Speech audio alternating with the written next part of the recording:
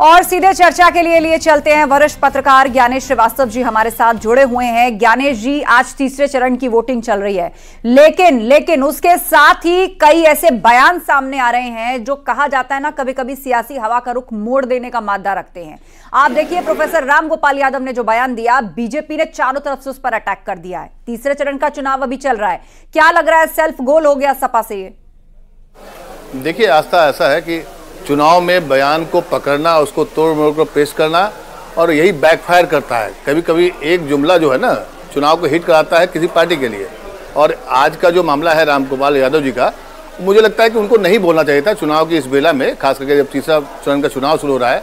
ये समाजवादी पार्टी के लिए बैकफायर करेगा। लेकिन जो सबसे चिंता की बात है, जिस पर चर्चा नहीं हो रही है, आस्था, वोटों का प्रतिशत बहुत गिर रहा है जी। वोट अभी एक किसी का मैं सुन रहा था टेलीविजन चैनल पर, आप ही के, कि फ्रस्ट्रेटेड हैं। फ्रस्ट्रेटेड पार्टियां नहीं है, फ्रस्ट्रेटेड पब्लिक है, वोटर्स हो गए हैं, वो नहीं निकल पा रहे हैं। उनको मतलब कि इस लोकतंत्र में जो लोग है, जनता है, उसके बारे में किसी की चिंता नहीं है। और यही वजह है कि पॉलिटिकल पार्टियां तो खूब कमर कसे हुए हैं, लोग एक से एक वादे कर रहे हैं, लेकिन क्या बात है, क्या वजह है, इसको ढूंढना पड़ेगा। क्योंकि अगर लोग ही नहीं निकलेंगे, वोट का परसेंटेज कम होगा, तो फिर लोकतंत्र मजबूत कैसे होगा? कैसे आप सबकी भागीदारी की बात करेंगे? वोट अगर आपको कारण क्या मानते हैं आप सर? कारण क्या मानते हैं आप? क्या रीजन है? 2 चरणों का मतदान पहले आप दे चुके हैं, तीसरे चरण के लिए वोटिंग हो रही है, और जो मुद्दा आप उठा रहे हैं, जाहिर तौर पर यह मुद्दा पॉलिटिकल पंडित जो है, तमाम जो पॉलिटिकल पार्टीज के रणनीतिकार हैं, वो भी इस दिशा में सोच तो रहे होंगे। हाँ, आपने कहा कि कारण क्या है, इसके कई कारण हो सकते हैं। देखिए, क्या है कि जिस तरह से तंत्र हावी हो गया है लोकतंत्र पर, तंत्र हावी का मतलब कि आप देखिए, पुलिसिया एक तरह से स्टेट बनता जा रहा है हमारा देश। अगर आप देखेंगे, अगर आप किसी अधिकार की बात करेंगे तो तुरंत आप पर केस मुकदमा हो जाता है।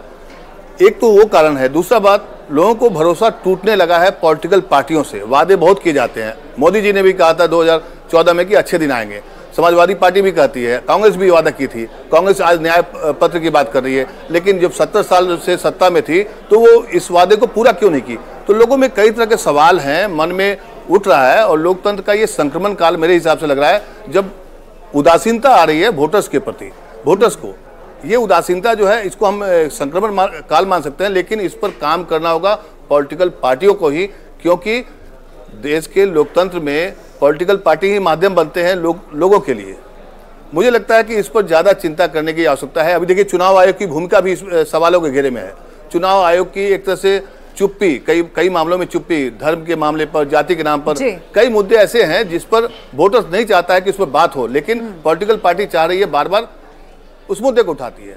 बिल्कुल। तो ये बहुत सारे पहलू हैं जिन पर एक लंबी चर्चा बनती है, और खास तौर पर लोकतंत्र को अगर केंद्र में रख करके सोचा जाए तो ये बहुत जरूरी हो जाता है कि लोग इस पर्व में ज्यादा से ज्यादा भाग लें, वोटिंग करें, और यदि परिवर्तन चाहते हैं या फिर अपना कोई मैसेज पहुंचाना चाहते हैं या साथ जाना चाहते हैं, कम से कम वोटों के माध्यम से एक स्पष्ट जनादेश सामने आए।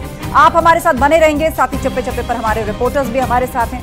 महाकवरेज जारी है, छोटा सा ब्रेक। और एक बात ध्यान रखिए, वक्त अभी है मतदान का। तीसरा चरण है। अगर आप तीसरे चरण के जिन जगहों पर मतदान हो रहा है वहां पर रहते हैं तो अपने मत का प्रयोग जरूर करिए, क्योंकि न्यूज़ 18 रुका हुआ नहीं है। न्यूज़ 18 पर यह मतदान की सबसे बड़ी कवरेज लगातार जारी है।